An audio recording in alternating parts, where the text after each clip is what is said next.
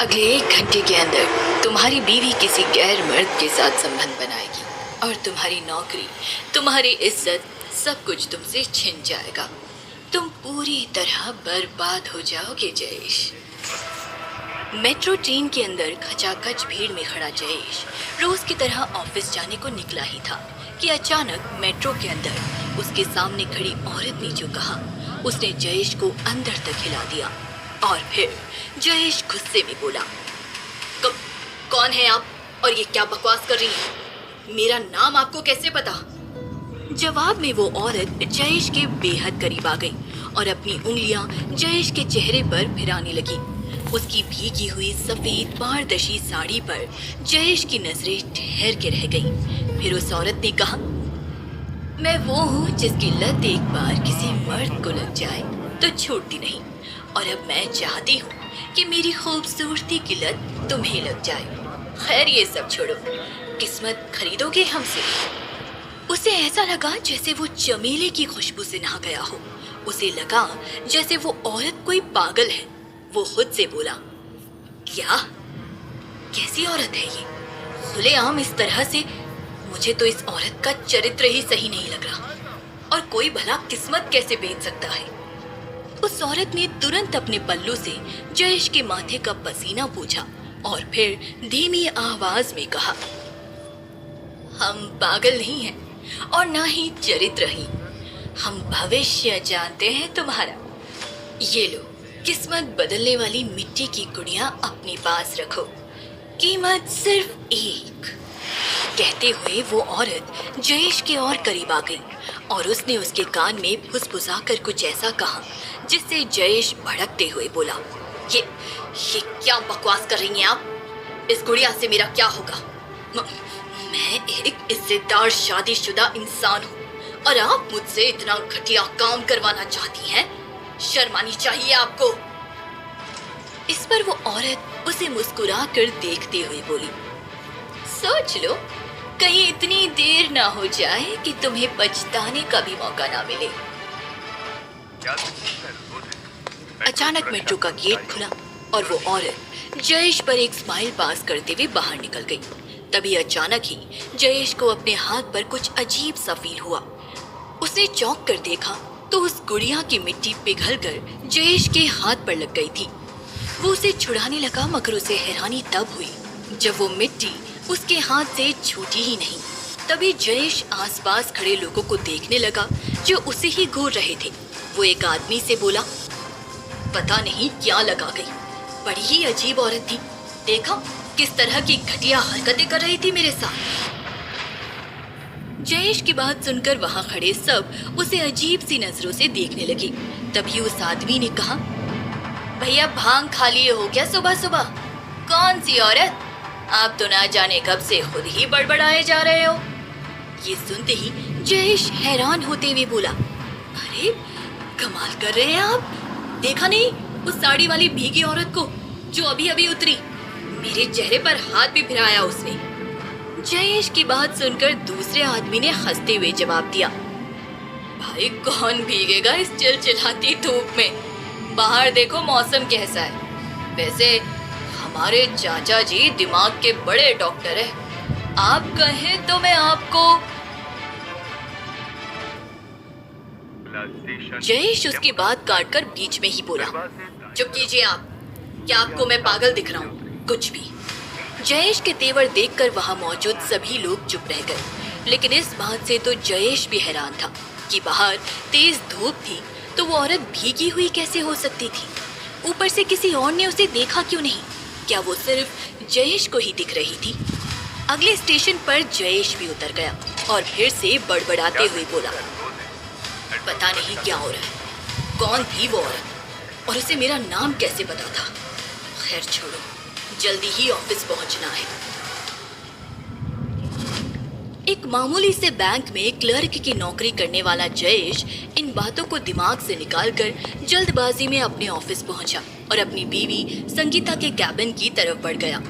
लेकिन जैसे ही उसने दरवाजा खोला तो सामने का नजारा देखते ही उसके होश उड़ गए, क्योंकि उसकी बीवी उसके बॉस के साथ काफी आपत्तिजनक हालत में थी।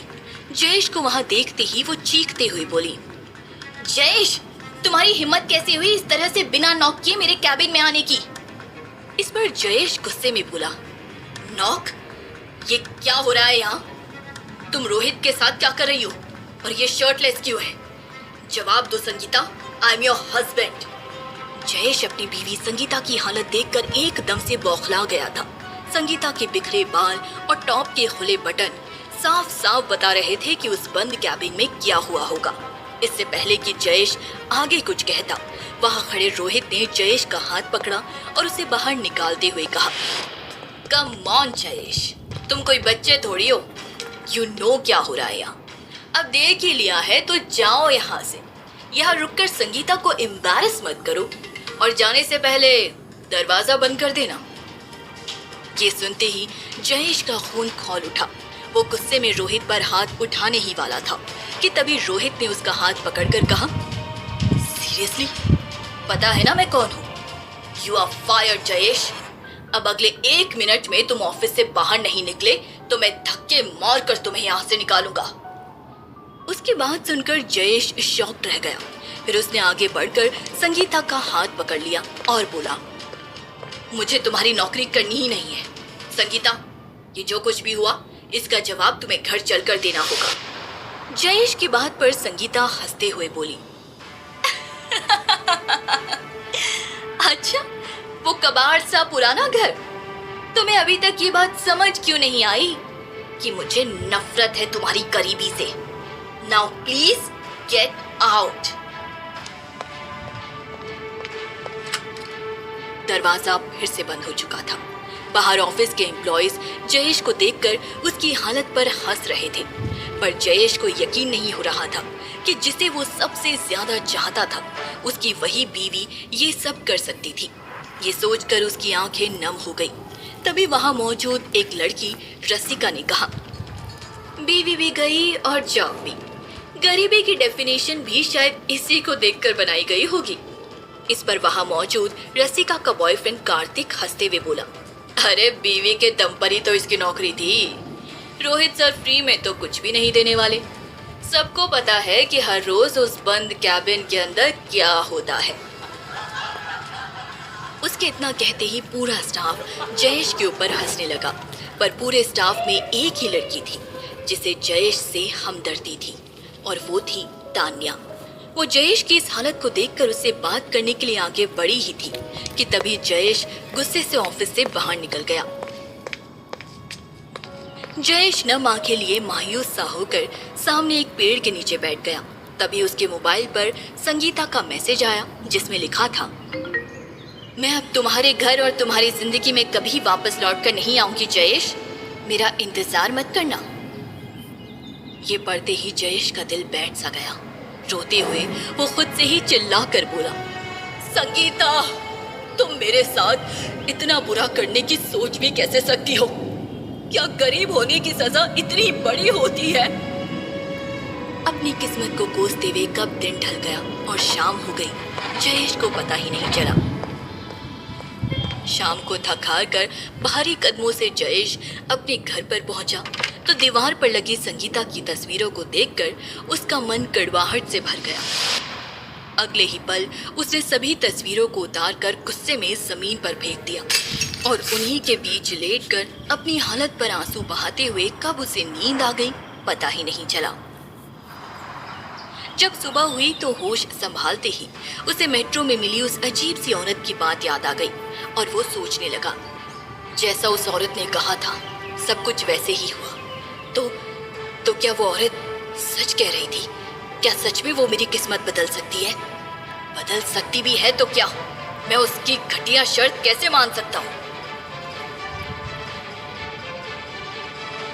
ये सोचकर जयेश नौकरी की तलाश में अपने एक पुराने दोस्त निहाल के पास पहुंच गया, लेकिन फिर निहाल ने जो उसे काम बताया उसे सुनकर जयेश दुखी होते हुए बोला, क्या मेडिकल स्टोर? मैं वहाँ क्या काम करूँगा भाई? जवाब में निहाल ने हंसते हुए कहा, बस यही है मेरे पहचान में, और तो कहीं नौकरी मिल नहीं रही। तू कहे तो मैं बात करूँ? मरता क्या ना करता, जयेश ने उस दिन से एक मेडिकल स्टोर में डिलीवरी बॉय का काम करना शुरू कर दिया। 2 दिन बीत गए। संगीता ना तो जयेश के पास वापस आई, ना ही उसका फोन उठाया। जयेश अपने नए काम में एडजस्ट होने की कोशिश कर रहा था कि फिर एक दिन मेडिकल स्टोर का मालिक बोला, देख जयेश, एक बहुत ही वीआईपी आदमी का ऑर्डर है। मेरी बाइक पकड़ और जल्दी से कॉन्डम्स का पैकेट देकर आ जा। ये सुनते ही जयेश झिझकते हुए कुछ बोलने ही वाला था, लेकिन तभी उसे ख्याल आया कि नौकरी करनी है तो ये सब करना ही पड़ेगा। अगले ही पल जयेश उस पते पर डिलीवरी लेकर पहुंचा। जैसे ही दरवाजा खुला, सामने खड़े शख्स को देखकर जयेश के होश उड़ गए। उसके मुंह से निकला, रसिका, तुम यहाँ? अपने ऑफिस की कलीग को देखकर जयेश ने इतना कहा ही था कि तभी बगल से रसिका का बॉयफ्रेंड कार्तिक बाहर निकला, जिसने पिछले दिन ऑफिस के अंदर जयेश का मजाक उड़ाया था। जयेश को देखते ही वो उस पर हंसते हुए बोला, ओह, तो अब तुम्हारे इतने बुरे दिन आ गए कि तुम्हें ऐसे काम करने पड़ रहे हैं। इसके अलावा और क्या क्या करते हो? कार्तिक की बात पर रसिका भी हंसने लगी और जयेश की तरफ बढ़कर बोली, चलो ये भी ठीक है। वैसे अगर तुम्हारे गांव और घर वालों को इस बारे में पता चले तो? रसिका की इस बात पर जयेश मन ही मन घबरा उठा, क्योंकि रसिका उसकी पड़ोसी थी और अगर उसके डिलीवरी बॉय होने के बारे में गांव में पता चला तो उसके परिवार का मजाक बन जाएगा।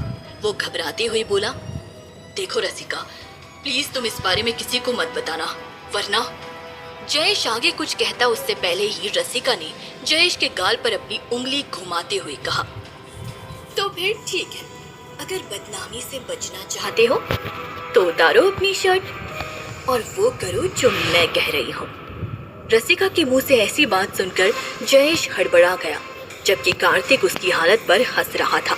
तभी रसिका ने जयेश के कान में कुछ ऐसा कहा जिसे सुनकर जयेश ने उससे कहा, रसिका, ये तुम क्या बकवास कर रही हो?